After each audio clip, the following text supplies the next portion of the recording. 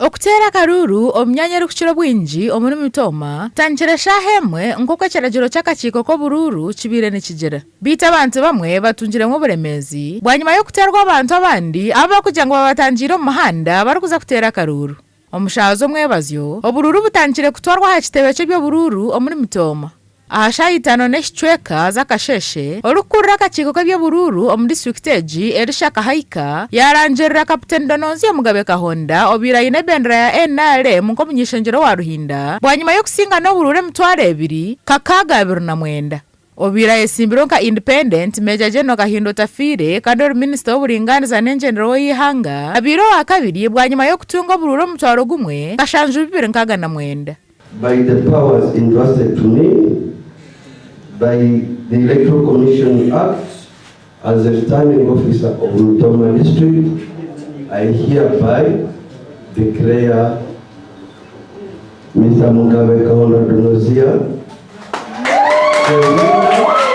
and the member of parliament elect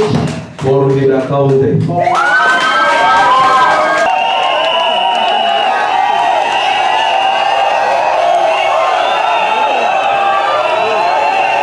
Abandi ababire n'ubwendo bwa MP bwa Ruhinda ni James Muhanji nawo wa Independent otunjira bururu 1055 chapa karuhanga owa FDC owa yesimira bwa president omwaka gwa 2011 obiro wa kashatu no bururu 1092 na Innocent Tugume oyihireyo bururu 189 Elisha yagira ngo bururu obu bubire buryo bukurangirwa bushirikare konka computer nizo zibacherize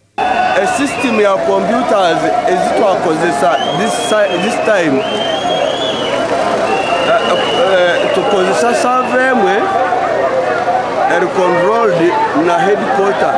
kandi buli district ebere kugezaho kusindika at a go so kutwagezaho kusindika network yabajamu